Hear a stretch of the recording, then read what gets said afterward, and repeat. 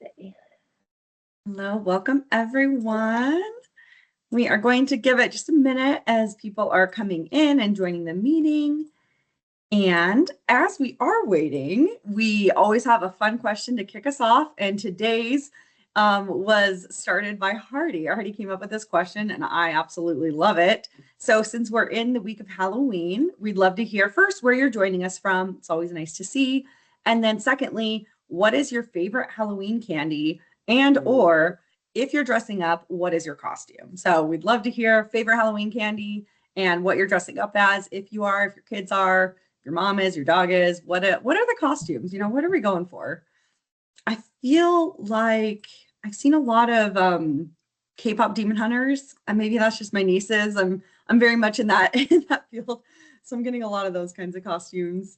I may dress up as Colonial / Hamilton, you know, do some fun videos, some fun TikTok content. M&Ms and Kit Kats, yes, these are great candies. I am definitely a Twix kind of gal. Snickers. Excellent. Snickers. That's Snickers a solid bites. Choice. Yeah. Andy corn. I knew it would come. I was wondering who would be the first to say. Super mom. I love that as your costume. I feel like you're already super mom, Brandy.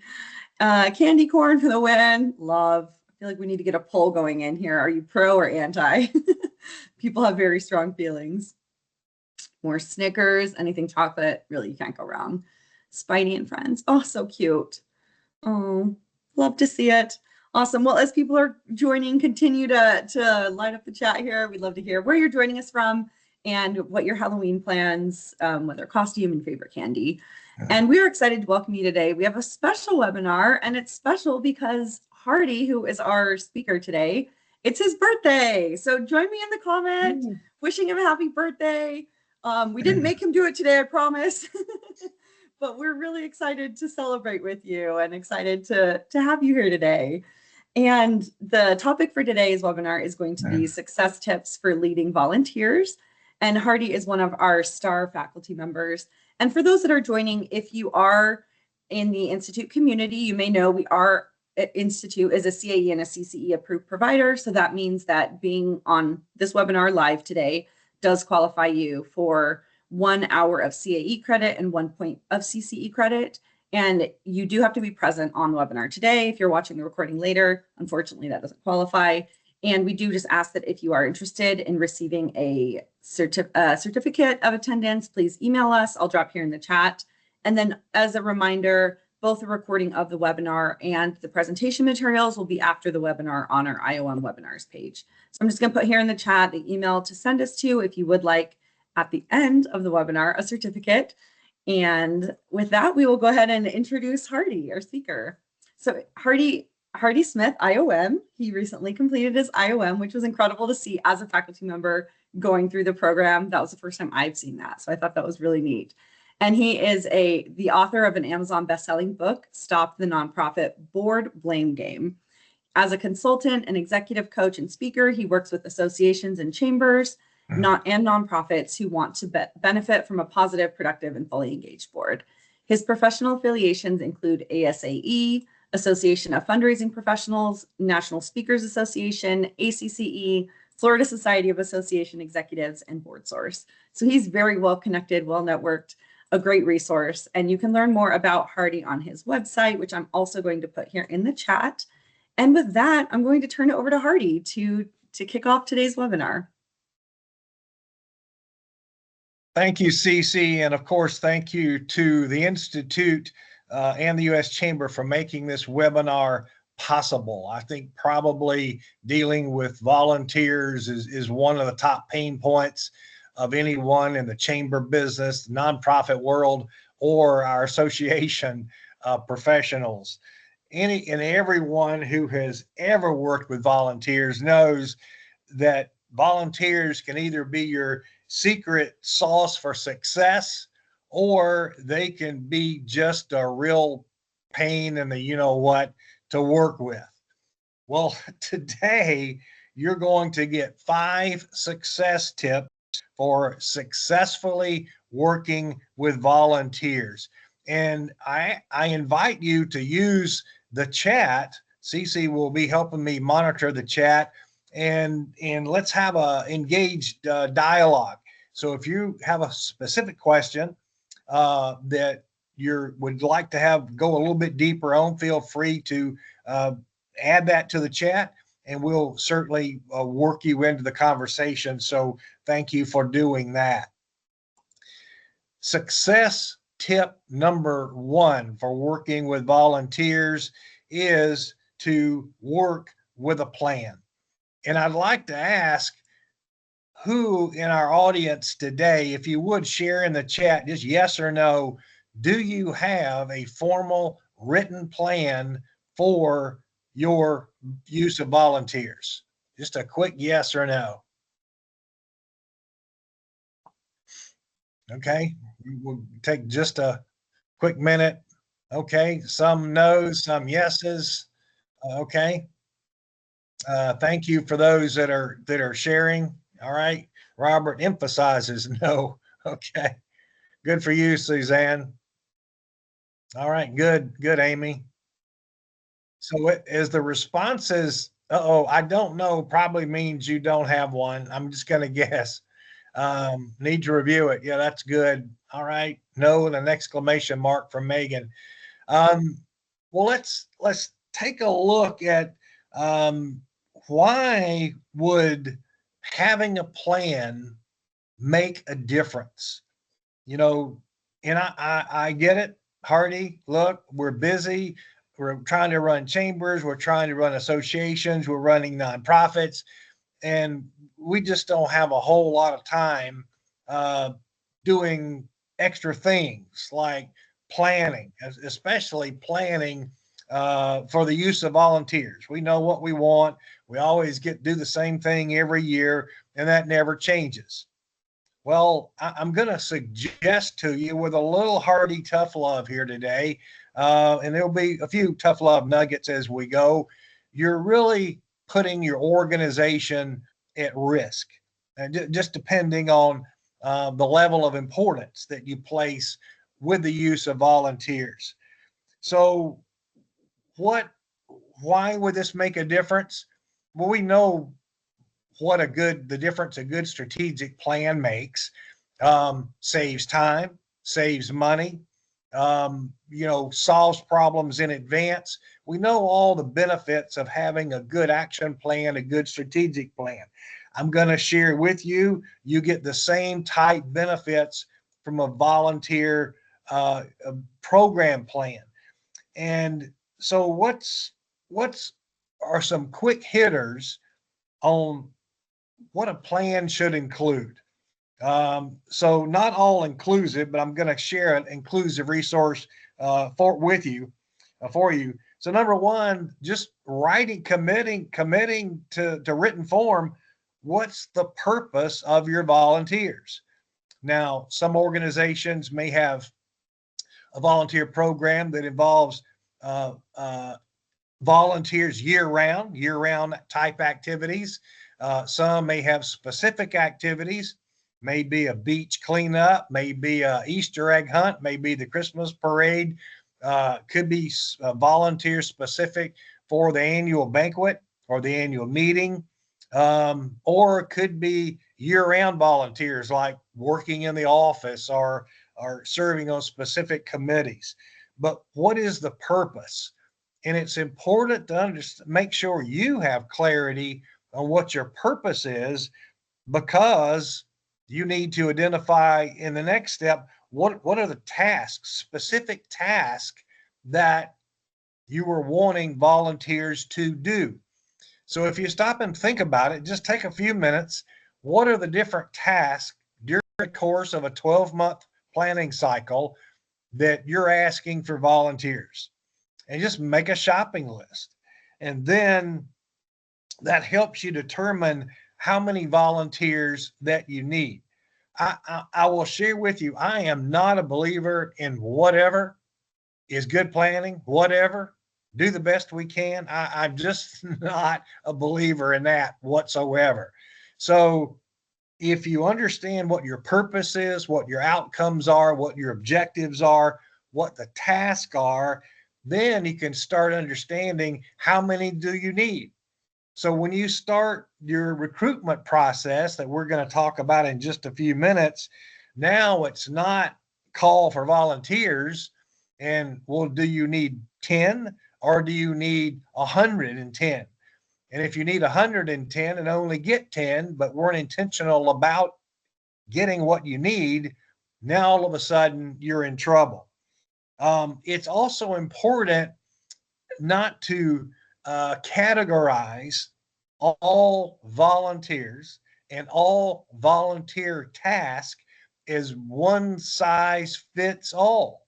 I mean, doesn't it make sense to not make that mistake? So what experience for each one of your tasks, what experience, what skills do each one of those tasks require? And it all depends, the answer all depends on what the work to be done is. And how about this? The level of experience and skills, wouldn't it make sense? It also depends on the level of responsibility. And it might be that you're looking for volunteers to be supervisors and leaders or worker bees or anything in between. Doesn't that sound familiar to most situations? Another thing about a good volunteer program plan is probably the best lesson I ever received working my 30 years in the world of NASCAR world. My best advice, Debbie Cotton, I see from Mormon Beach is on. Hi, Debbie. My best advice I ever got, Debbie, from working with Bill France Jr. was hardly anticipate.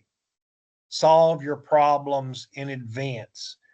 So when you're planning out your use of volunteers, what are the potential challenges? What are the potential problems that could be faced with using volunteers? You know, what comes to your mind? If you're in the audience today, what comes to your mind? Some of the potential problems. Maybe they don't show up. Okay. Well, they don't show up. You're exactly right, Tasha. So what's your answer for that? How can you anticipate that? There's a history of your volunteers not showing up. So what's your workaround? And you don't wait until event time or work time to just see if they're going to make it or not. Why assume that? So increase your odds of success. There could be a misunderstanding of what roles and responsibilities are. So what's the answer for that? Making sure you have extremely good onboarding, training processes, and making sure they're prepared. And Debbie, you're so right. They don't know what they don't know. They can't do what they don't know how to do. So always having backups, Susan, that is great. So a plan also allows for evaluation. So for those in our group today who are more intentional with the use of their volunteers and have a working plan at the end of your event or at the end of your volunteer participation cycle, if you will, are you taking time to internally, number one, evaluate the success of this particular group, a particular group of volunteers, and are you having conversations with your volunteers, like an evaluation? Oh, are you serious, Hardy? You mean you actually can evaluate performance of a volunteer? Well, I mean, doesn't that make sense? If they were doing a great job, don't they need to know they were doing a great job? And if they weren't, don't they need to know how they can improve? So the things that you would do with your employees, with your staff members, absolutely you can do with your volunteers, and making sure that they are on the right page and getting the job done. And I've got a document that a volunteer plan template that I've prepared for you, CC. So just when it's convenient, if you would drop that in the chat, I would encourage everyone. This is a working template. Download it, print it out, and you can use this to give yourself a head start for creating a good volunteer plan. So we've had some great comments so far, CC, in the chat about working with a plan. Are there any questions about the structure of a volunteer plan right now that anyone might have? Anything to try to cover at this point? So I haven't seen any questions yet, but yeah, if anybody does have questions, please feel free. This is a great time to drop those in the chat and we'll get those answered. All right. Tremendous. Thank you. Success action tip number 2. And this is one that really piques my interest. And the action tip number 2 is recognizing trends affecting volunteerism. And I did not, I should have, I apologize. I should have had a note as a resource to drop into the chat. But let me highly recommend the book Bowling Alone. And if anyone's familiar with Bowling Alone, please let me know if you are with just a yes. But Bowling Alone, written by Dr. Robert Putnam, is considered the definitive work on volunteering and social engagement and joining from a membership standpoint of in the United States. And the bottom line here is, I'm not going to give you the whole book, but the bottom line of Dr. Putnam's book, which to me I found very fascinating, is that organized joining, if you will, and volunteering in this country began in around 1880, 1890, and that it grew very rapidly. Oh, thank you so very much, Cece. It grew very rapidly up until the early 1960s. Organizations that we now know today were being organized and formed, and people were joining, getting involved, volunteering, and that was the height of it.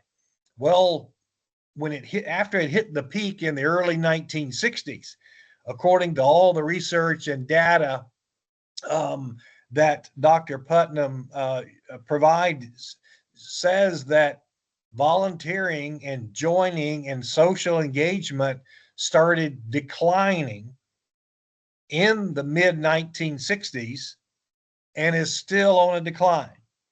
And I know there are exceptions to the rule. There are pockets where volunteering is extremely robust. I usually get into trouble when I share this, but there are pockets of very successful neighborhoods, communities, regions. There are organizations that are extremely successful. They're beating the trend of a loss of members. But this whole trend affects everything from associations to chambers of commerce to nonprofit organizations. It's civic clubs, it's PTAs, it's everything. The reason I share this is that it just makes it harder. And you need to understand this as a key underlying foundational trend. You need to understand that if you want volunteers, if you are trying to recruit members, the question is, how bad do you want them? And what's the work? Just understand there's a fact out there that's influencing your ability to be successful, and you just have to have a plan to overcome it. So that's a trend that's still affecting us today. Here's some other trends, and all of these are evolving. real-time involvement, evolving.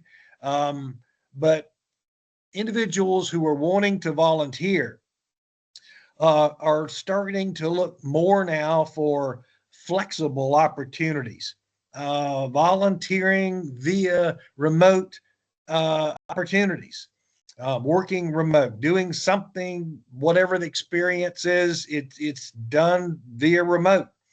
And also hybrid volunteering, where there's a combination of in-person and a combination of online, remote, all blended together. So all of that is evolving. Another trend is that of micro volunteering, and where individuals are showing not really so much interested in signing up for a continuous activity, but micro volunteering where they can come in, participate, have an impact, feel like they made a difference, and then they're done. And then they go home. And they might come back for the same activity again next year, or occasionally drop in and out during the course of a year. But signing up for anything continuous means commitment. And that also means time commitment. And people are becoming more and more reluctant for that. Another thing that is definitely a trend that we're seeing in the world of volunteerism is that motivation is shifting. And by that, I mean why people volunteer. At one time, maybe 30 years ago, 40, 50 years ago, 100 years ago, when all this really was getting started formally, you volunteered because you felt like it was a duty. You certainly, I know our chamber friends know they've heard the stories of several generations back of family-owned businesses. Well, certainly, great granddad joined the Chamber of Commerce. That was an obligation. That was a duty. And then great grand did, and then of course dad did. Well, now the next, what is that, fourth or fifth generation? Well, not so sure about that chamber thing anymore. I really don't know. But the point is the motivations are changing. Individuals are looking to volunteer now to achieve a purpose. And it may or may not be your purpose. But it's important to understand, and we're going to talk about understanding their why in just a bit. But they have a purpose they're wanting to achieve. Their individuals are looking for personal growth and development opportunities. Are they going to get, especially in the younger generations in the volunteer pipeline, are they going to pick up some experiences and skills that will help them advance their career? Also, networking opportunities are becoming more and more important, and the experience. What experience not only are they having, but what experience are they gaining by their volunteer involvement? So these are really quick trends to give thought to, keep in mind as you when you're recruiting, when you're establishing your volunteer program. And let's really take a look at, so those are some quick influencers. And now let's take a look at, maybe the biggest one. And that's the continuing shift in generational breakdown. As you can see on this quick graphic, by 2030, seniors who have been such loyal, dedicated volunteers, well, probably not going to be very much of a big percentage in our volunteer pool. Again, certain parts of the country may be heavier on seniors than younger groups, younger generations. So that's my caveat. Take all of this with a grain of salt. The baby boomers, even though we're still rocking, having birthdays today, happy birthday, me. our numbers are starting to decline in the workforce, and that translates into volunteering. Gen X, look at the drop. Gen X, by 2030, their presence in the workforce is having a dramatic drop. And then millennials and Gen Z, by 2030, those are going to be the dominant groups of volunteering. And there is a very basic marketing principle that you need to, the earliest possible opportunity you have for influencing your future customers, translate into volunteers, the better. So Gen Z, which today may be anywhere from 15 to 20, 21, 22 years old, they were formulating opinions of their social engagement, volunteer engagement back when they were in kindergarten and elementary school. So take a look at how all of this is evolving.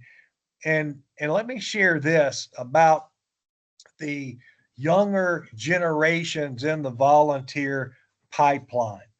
There's there's criticism of maybe those of my generation, maybe older, that, well, those young people, they don't volunteer like we did.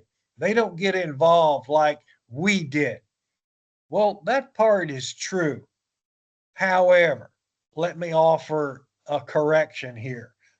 Despite the criticism, the younger generation, the younger individuals in the volunteer pipeline very much believe in social engagement. They believe in getting involved. They believe in volunteering. But I want you to listen to this because this is extremely important. They do believe in volunteering. They just believe in taking different approaches. They believe in different causes.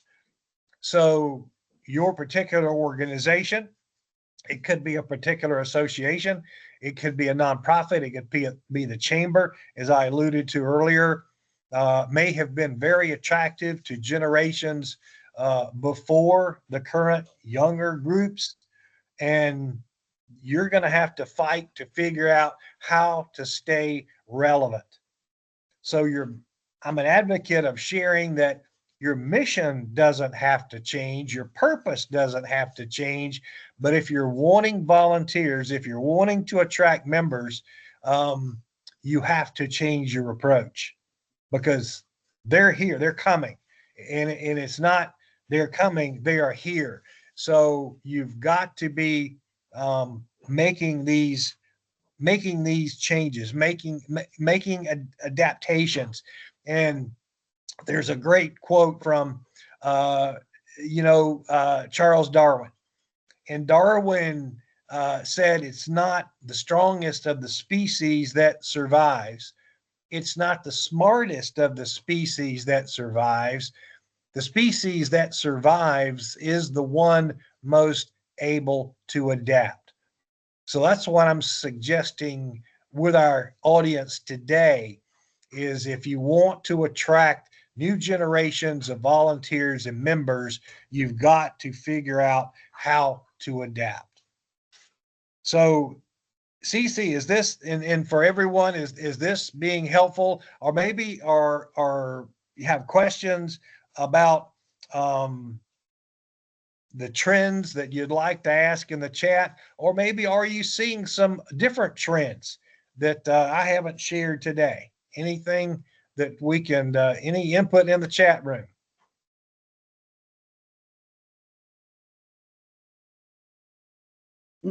So just some comments. There was one, just to kind of reiterate some of the comments from the previous discussion or question. There was a comment by Prince that we always wanted to be aware of volunteer burnout, especially in the giving season, and wanted to share that, let's see, we need to be aware of volunteer burnout, especially in the given season, and we're going into incentives was one comment. And let And me I've just got elevate both of some. those. I've got some helpful tips for both of those coming up. Stay tuned. Yeah, excellent. And let's see. Are there particular fields or segments that you see people interested in more than others? So arts, chambers, fundraising orgs, and then we'll go to the next question. Environmental, anything environmental related, is a growing, especially for Gen Z. That's attracting a lot of interest that maybe in earlier older generations were not so much interested in, and all of it changes, all of it shifts. Excellent. And then we have another comment here. We have a large group of volunteers and ambassadors. I'm having a hard time motivating the ones that have been a volunteering ambassador. They are not volunteering, but they are reaping the benefits of being an ambassador. Any comments on that or thoughts? I'm gonna share some tips. I think that'll address that too. So coming up, stay tuned. Perfect.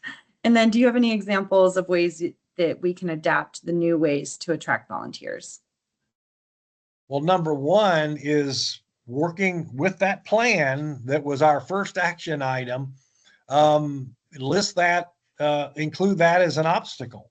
And what do you think the workaround for understanding what might be a solution? And every organization is different, by the way. Every chamber is different. Every association is different. Every nonprofit is different. So the particular challenges you have in a particular situation are all most likely unique for you. Always some commonalities, but within yourselves, within your communities, especially local organizations, different challenges. And so let's see if I how well I do. And CC help me remember if it looks like something I'm missing out on. Please let me know. And I see a comment. Oh, this one's too good to pass up. So it was about Tennessee being the volunteer state. I didn't see. What was the second part of that comment? Yeah, so it said here in Tennessee, we are the volunteer state. So you would think it's the name, you would think it's in the name that there are no shortages of volunteers, which it isn't. But I think it's helpful to know these trends and reasons people would want to volunteer, especially the bit about growing their skill sets and their careers. That's really great. And I said the comment from Tennessee, thank you so very much. It is too good to pass up. Here is a fact in the world of volunteering. There has been, let me say this as my caveat, there has been an annual, very robust survey of volunteer engagement, state by state, region by region, state by state, region by region, and in some cases even city by city. When I say there has been, I don't want to get myself in too much trouble or the Chamber Institute in too much trouble. Let me just say that's a product of the United States government, and recently the enthusiasm for the particular agency that does that work has not been there. So I'm not sure if that research is being done at the present time. I will share with you the latest information. So how about if we frame it this way?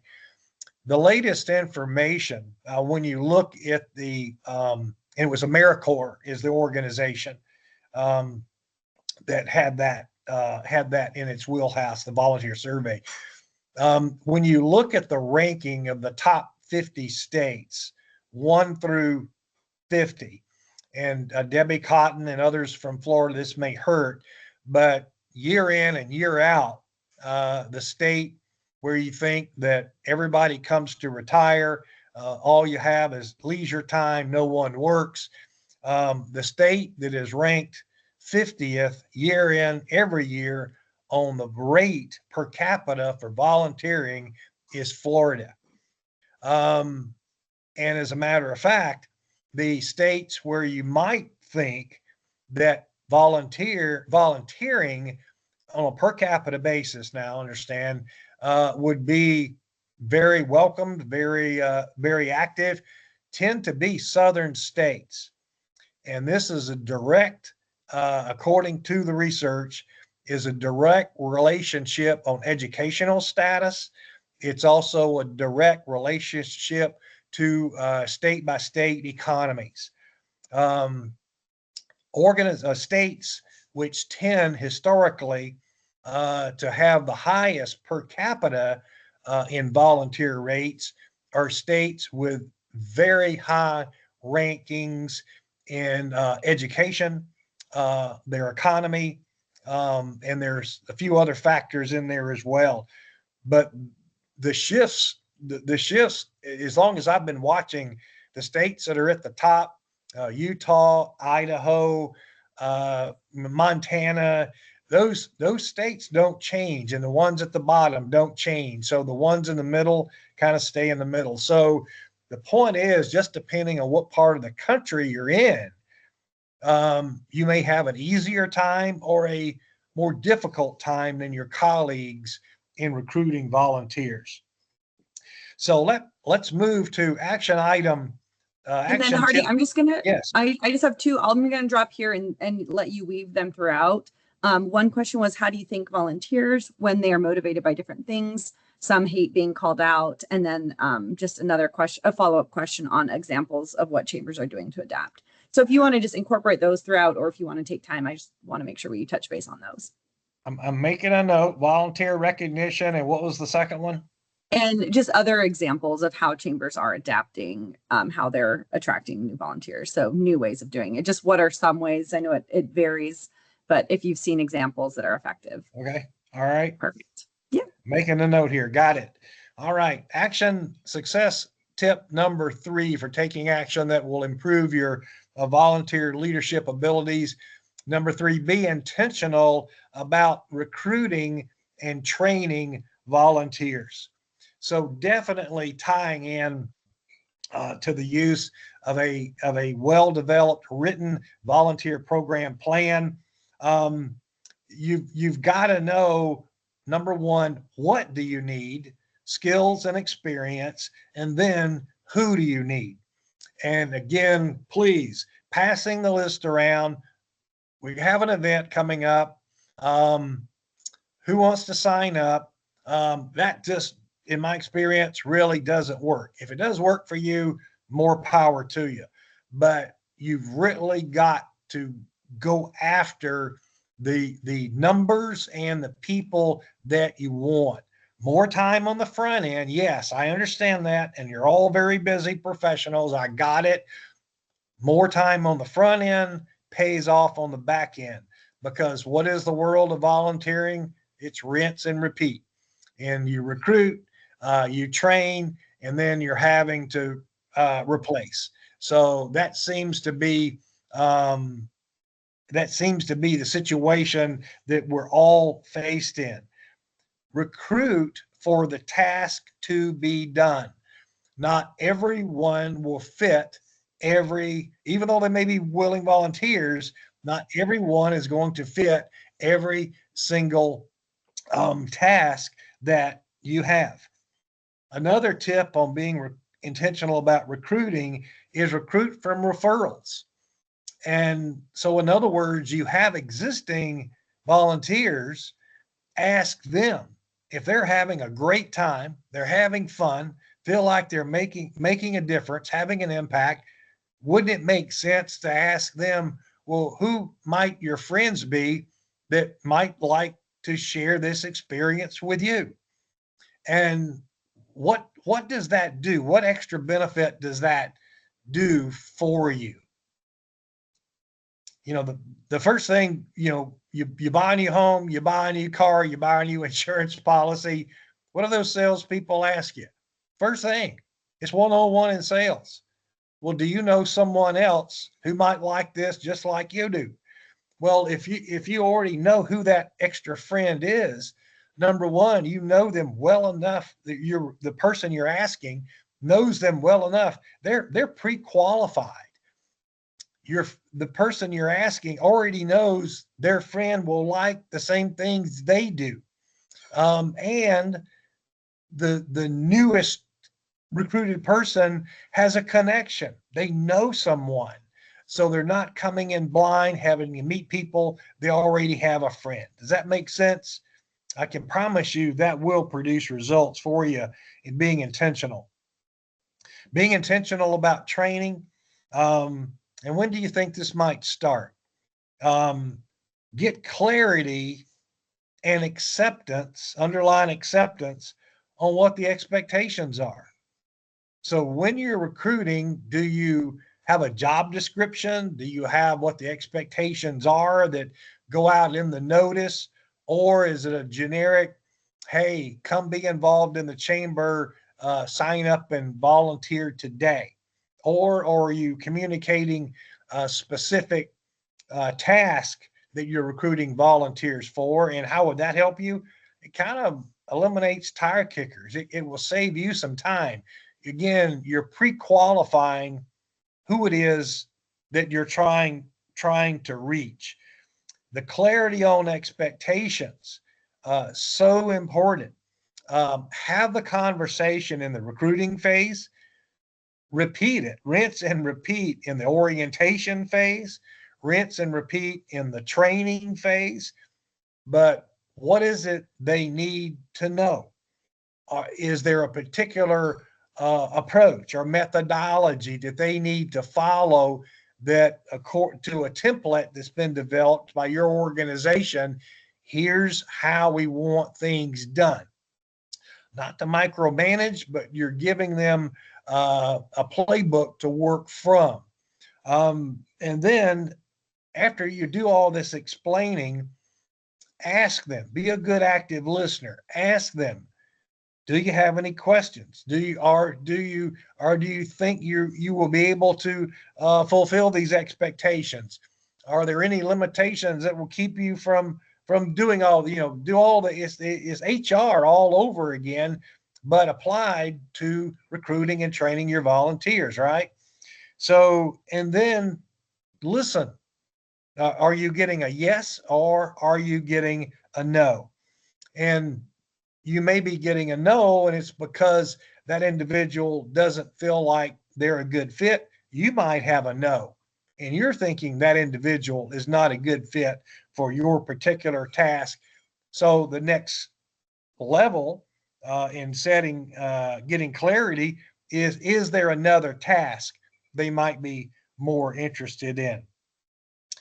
And it should go without saying, but I will say it because there are too many mistakes made in this arena that cause so much frustration for all of our chamber and association and nonprofit professionals.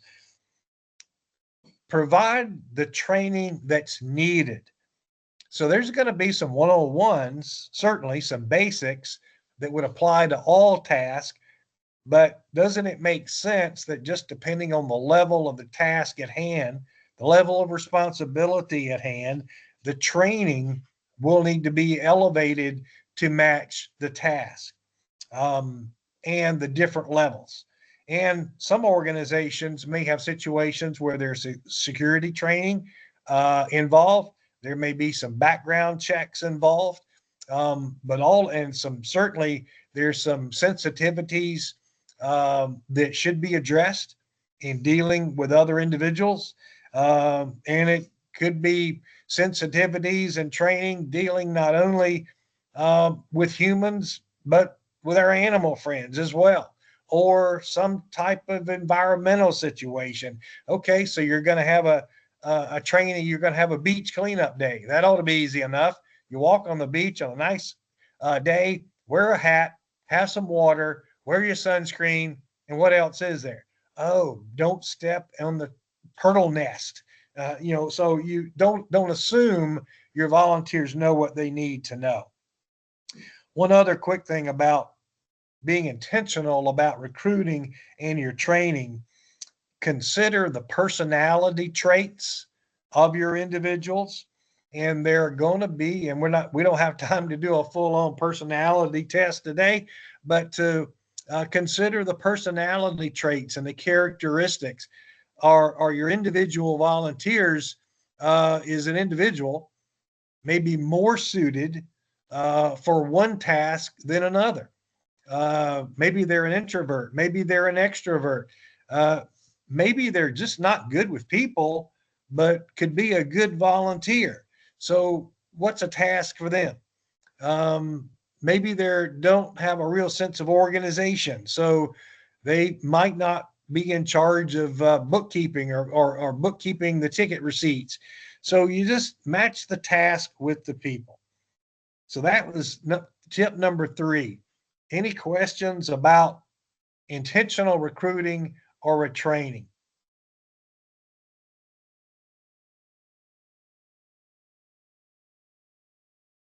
I'm not seeing any pop up in the chat, so we'll move quickly to tip number 4: create a positive volunteer experience. And this is the area where I said, hang on, I think we're gonna get to some of the questions.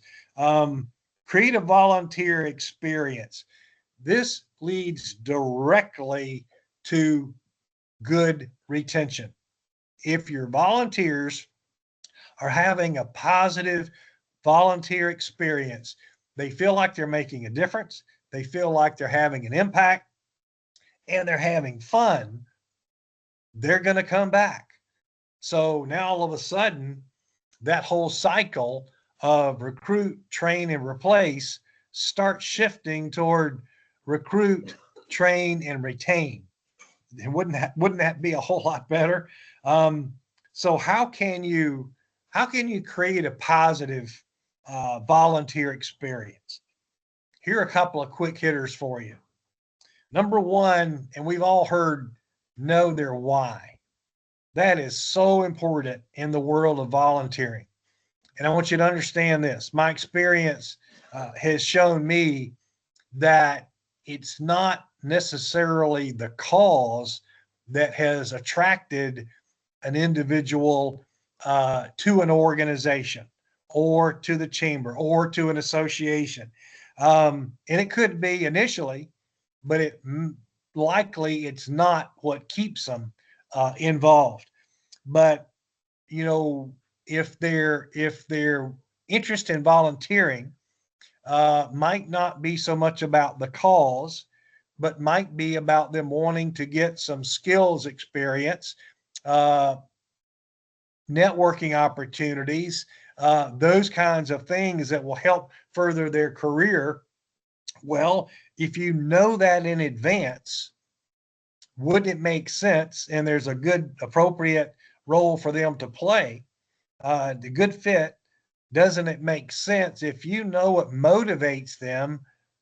And I say with all respect, you have an opportunity to manipulate their involvement in a positive way. But you can push their buttons. You can make sure their why is getting met, and check in with your volunteers. Now, I understand some organizations could have thousands of volunteers. It's a little tougher if you're have an event or an activity and it's a dozen or a few dozen. I understand that, but there are survey tools. There's opportunities to be able to, if you really want to hear what your volunteers are thinking about their volunteer experience, there are tools that are out there that you can achieve that. So how can you know what a volunteer's why is? What is their motivational reason for getting involved in your organization? How can you know that? Ask. Just simply ask.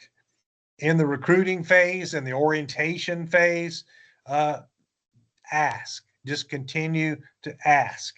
And that will give you an opportunity to make sure not only that the positive volunteer experience is happening, it will help you evaluate their participation. It will help you evaluate evaluate whether or not they're in the right place or not. Knowing their why helps you create opportunities for developing connections within the circle of volunteers. So there may be others who share similar interests, similar motivations. Well, wouldn't it make sense to get them introduced? Well, those are going to be natural connections, natural friendships will develop. And that's one of the reasons why volunteers will keep coming back. Remember this: personal connections and relationships equals retention. One of the most important essential elements of creating a positive volunteer experience, and this was alluded to earlier, is showing appreciation. Thank yous are the paydays for volunteers. Now, that might not be in the why that they communicate outwardly, verbally up front. I'm volunteering because I want to be appreciated. It may be, in fact, why they are volunteering. They just don't share that. But unfortunately, individuals quite often don't get shown appreciation at home, don't get shown appreciation for all the work they do at home. They don't get shown appreciation or given thank yous for the hard work they do in the workplace. But their place of volunteering is where they can get that appreciation. And pay attention. So when you are acknowledging someone's contributions and their positive performance, see how they react and pay attention to that. And also, you don't have to wait for the annual volunteer appreciation banquet and give out one volunteer of the year plaque, because you probably just have one of those. Well, if you've got a number of volunteers, just a simple thank you, verbal thank you at an event is big. At the next meeting is big. A text message is big.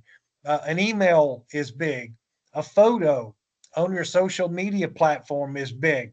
A mention in your newsletter is big. So all of those things are very simple. It takes just a little time to show appreciation, but makes all the difference in the world.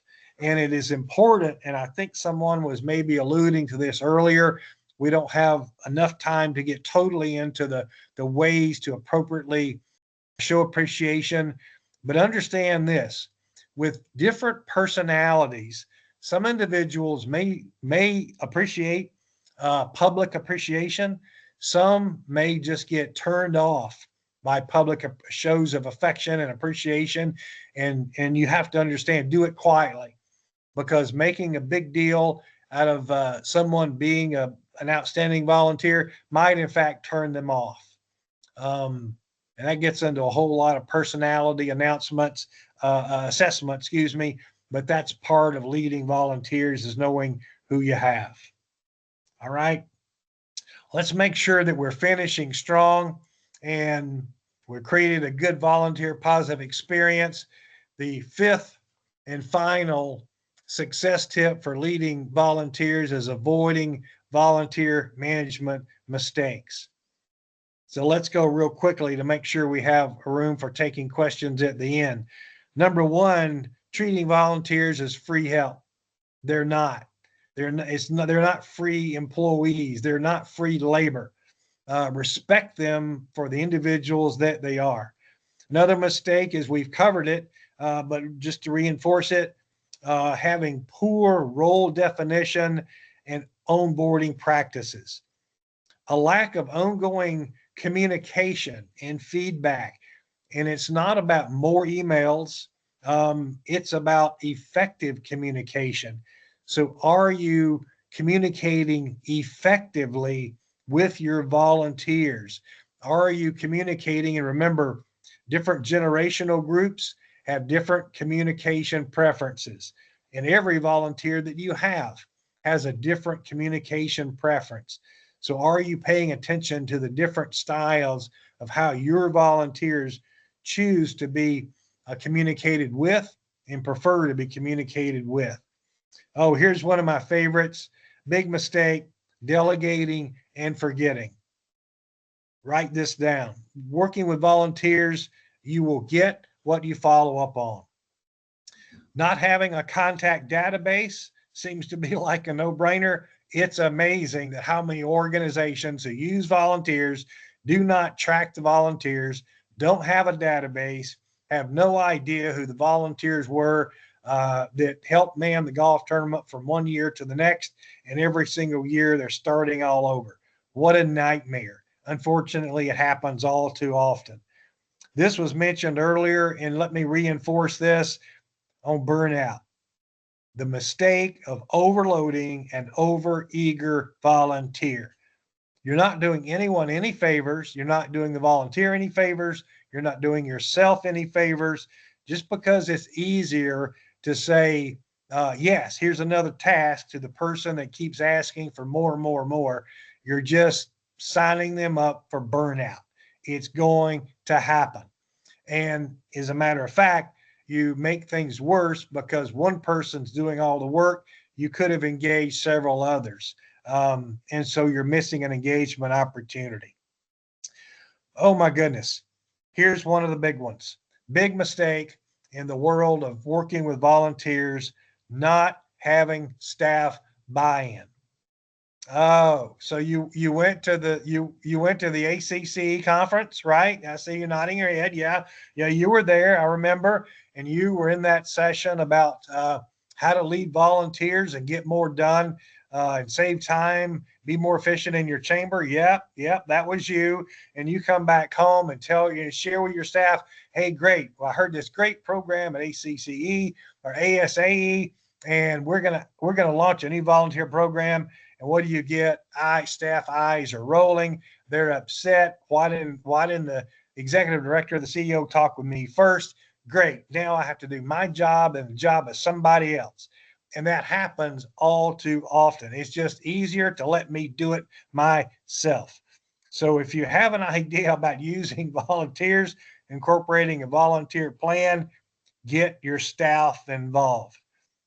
Almost the same mistake, very similar, having a volunteer program and not designating a staff member to be responsible for the implementation of your volunteer program and the volunteer management.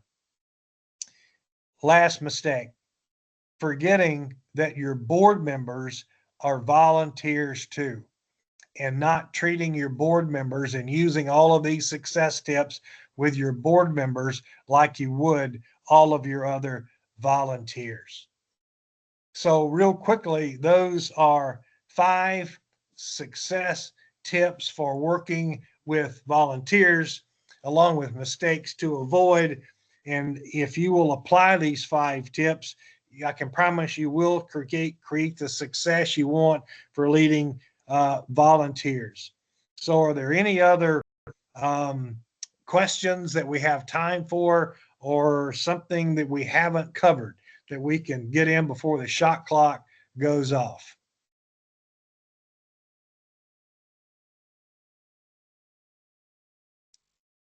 Thank you, Angie.